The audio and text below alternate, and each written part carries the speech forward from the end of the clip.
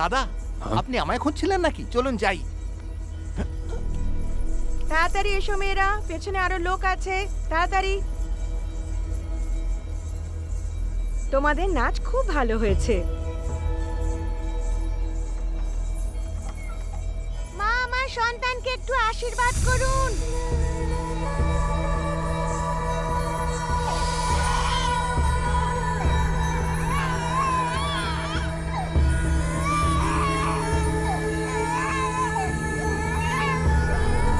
এসো এসো, তাড়াতাড়ি করো।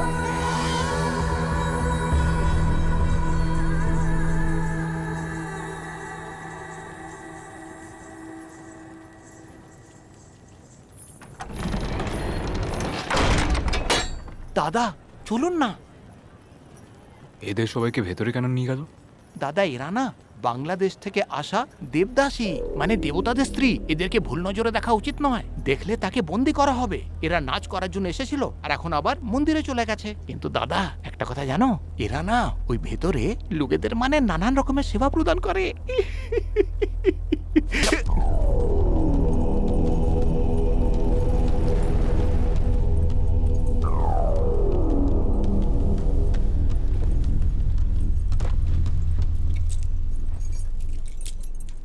এই মেয়েরা, তোমরা সবাই উঠে পড়ো, এখানে এসে দাঁড়াও। মহন্ত এসে গেছেন।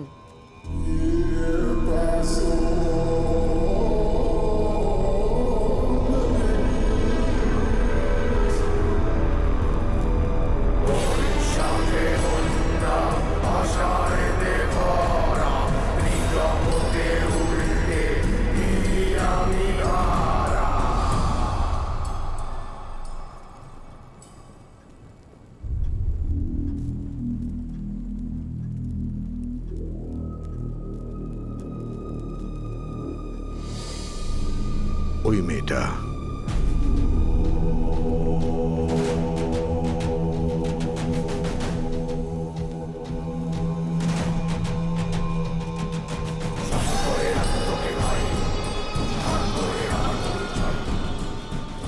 এই শোন, যা ওকে তাড়াতাড়ি তৈরি করে নিয়ে আয়, না হলে না তোর কপালে দুঃখ আছে।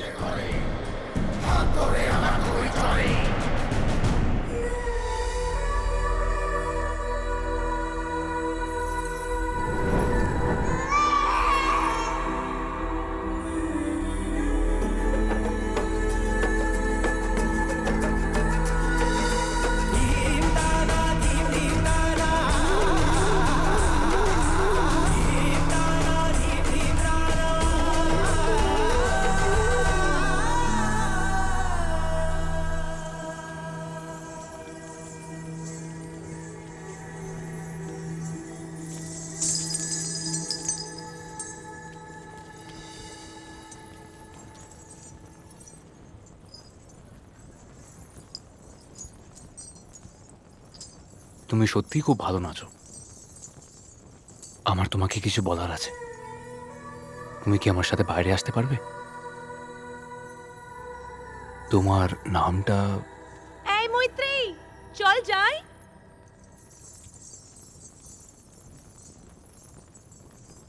মৈত্রেয়ী।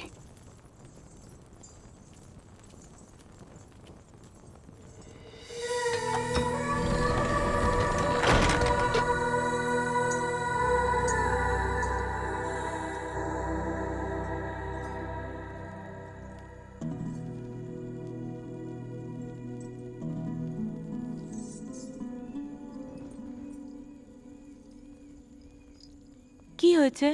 এখনো ঘুমোসনি যে? কি অত ভাবছিস রে? শশী, জানিস আজ কি হয়েছে?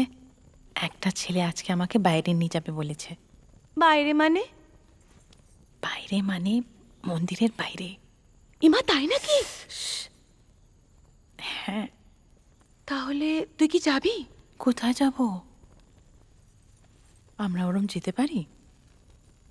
ওর সাহসেরও বলিহারি বাইরে যেতে বলছে। আমার মনে হয় ও আমাদের আসলে নিজের মতো সাধারণ ভেবেছে। আর তোর জায়গায় আমি হলে না, তক্ষুনি চলে যেতাম ওর সাথে। আচ্ছা, তুই সত্যি যেতিস? এখানে আমাদের কথা যদি কেউ শুনে ফেলে না, তাহলে আমাদের দুজনকে কারাগারে বন্দি করে দেবে। শুয়ে পড়।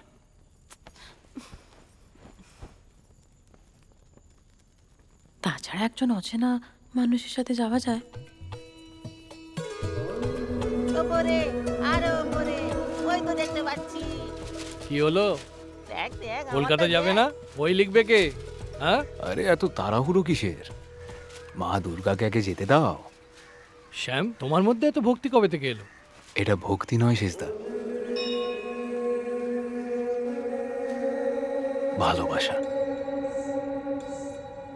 এক বিনোদিনী যে দেবদাসী, নিজের জীবন সর্বদার জন্য মন্দিরে কাটিয়ে পরমাত্মার চরণে সঁপে পথপ্রদর্শক হওয়ার সৌভাগ্য লাভ করে। বিনোদিনী কি মন্দিরের বাইরের পৃথিবীতে কখনো পা রাখেনি? কখনো না। কেন? একজন দেবদাসী আমাদের প্রথা অনুযায়ী কখনোই পরমাত্মার থেকে দূরে যায় না। পুরো জগতই তো পরমাত্মার সৃষ্টি, তাহলে বাইরে আসাতে নিষেধ কোথায়? বেচারি বিনোদিনী, সে পরমাত্মার সৃষ্টি করা এই সুন্দর প্রকৃতিকে কখনো দেখতে পায়নি। দাসী হয়ে সারা জীবন বেঁচে থাকার চেয়ে একদিনের জন্য হলেও স্বাধীন হয়ে বাঁচা ভালো।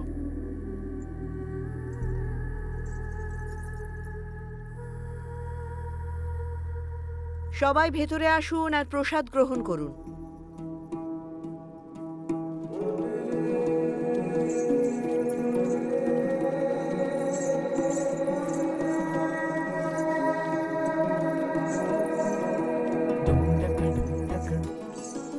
রাত 10টার সময় দক্ষিণের দূরে চলে এসো, আমি তোমার জন্য অপেক্ষা করব।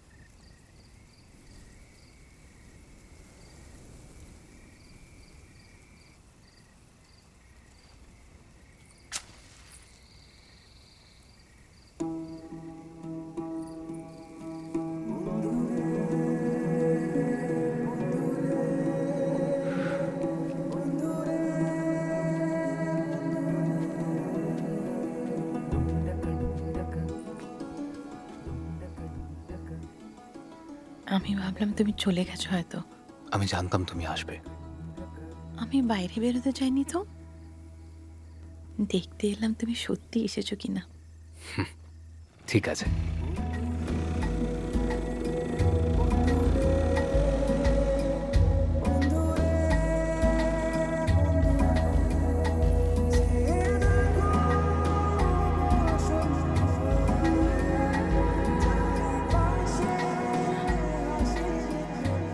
এসো।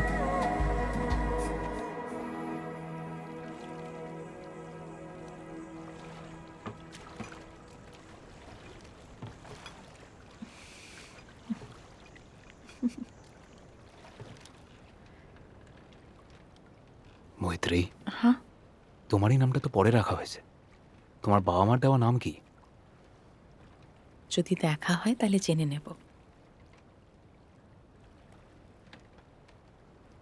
তোমার কথাগুলো এত মিষ্টি কি করে? আমার গুরুজি আমায় ভালো বাংলা বলতে শিখিয়েছিলেন। শুধু এটাই নয়, উনি আমাকে ভারতনাট্যম, মোহিনী আট্যমও শিখিয়েছিলেন, উড়িয়া, অসমিয়া আর সংস্কৃত ভাষাও। তুমি নৌকো চালাতে পারো? না। আমি শিখিয়ে দিচ্ছি। ধরো এটাকে।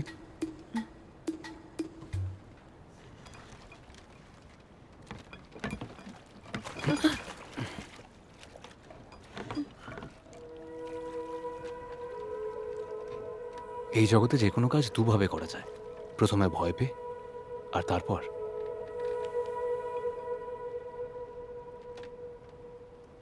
ভালোবেসে।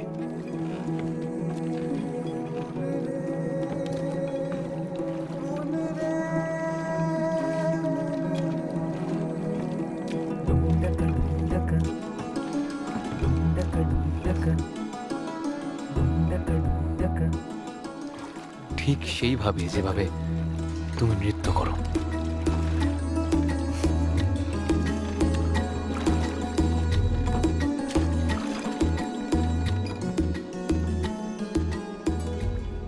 আচ্ছা, তুমি কি করো?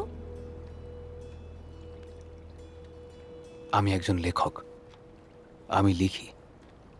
কি লেখো তুমি? যা আমি সকলকে বলতে চাই। আচ্ছা, তো আমার ব্যাপারে কি বলবে সকলকে? সুন্দর চেহারা, যার অপূর্ব চমক দেখে শোনাও হয়তো লজ্জা পায়।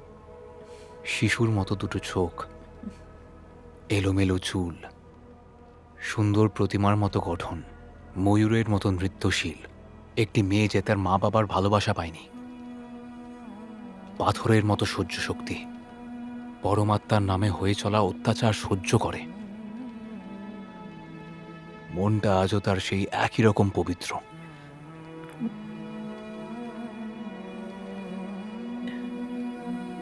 মনে হচ্ছে ভোর হতে চললো, এবার ফিরতে হবে। আমাকে মন্দিরে নিয়ে যাবে? তোমার সাথে কথা বলতে বলতে সময়টাই বুঝিনি।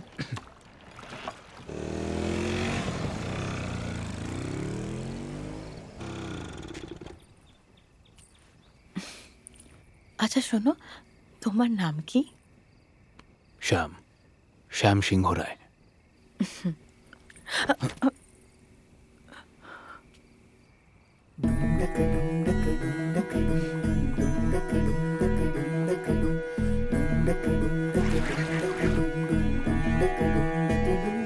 ইনি মনোজ সিংহ রায়, আমার সেজদা।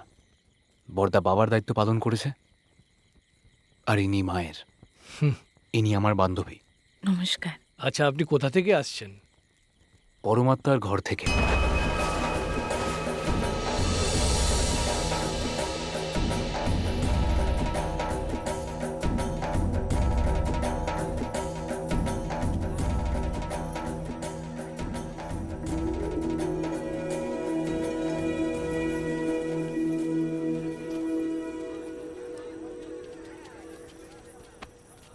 আরে এ তো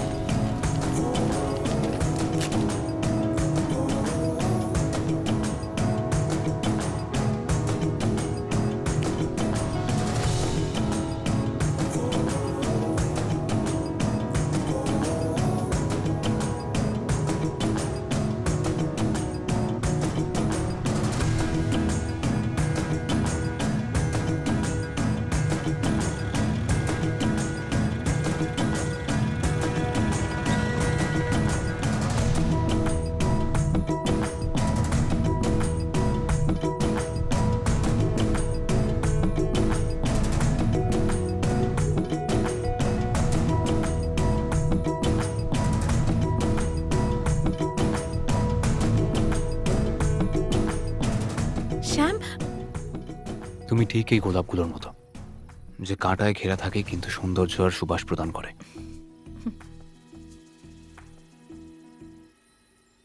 আজ থেকে তোমার নাম দিলাম রোজি।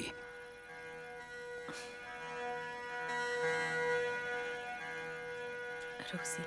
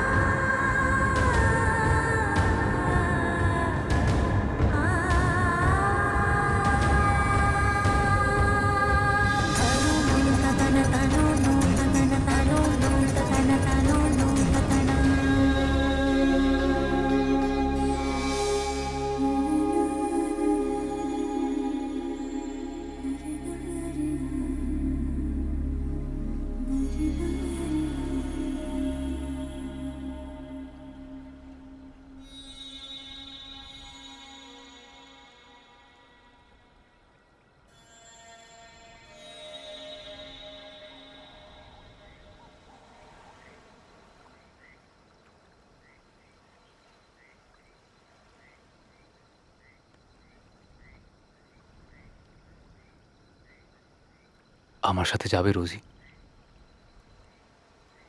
আমাদের তো রোজই দেখা হয়। তা বলছি না, এই নাগপাশ থেকে বেরিয়ে আমার জীবনের সঙ্গী হয়ে যাও। আমার সঙ্গে কলকাতায় চলো, আমরা ওখানে বিয়ে করে একটা নতুন জীবন শুরু করব। শ্যাম, আমি একজন দেবদাসী, এটা ভুলো না। নারী কখনো কারোর দাসী হতে পারে না, আর অন্যকে যে দাস মনে করে সেও ভগবান নয়। এটা ঈশ্বরের নামে প্রতারণা করা হচ্ছে। তুমি একটা কথা বলো, তুমি আমার সাথে সুখী তো, নাকি দাসী হয়ে বেঁচে থাকতে চাও? দুর্গাপুজো ছাড়া আমার জীবনে আর কোনো উৎসবই নেই শ্যাম। কেউই এরকম জীবন চায় না, কিন্তু এটাকে অদৃষ্ট ভেবে আমরা মেনে নিতে বাধ্য হয়েছি। আত্মসম্মানের থেকে বড় আর কিচ্ছু হয় না। অন্যায়ের বিরুদ্ধে রুখে দাঁড়ানো অন্যায় নয়। অদৃষ্টের দোহাই দুর্বলরা দেয়। নিজের সম্মান কি করে বলতে পারো তুমি? রিডিকুলাস। আমি জানি আমার সম্মান কতটা। এক মুঠো ভাতের জন্য পরমুখাপেক্ষী হতে হয়, এটাই আমার অদৃষ্ট।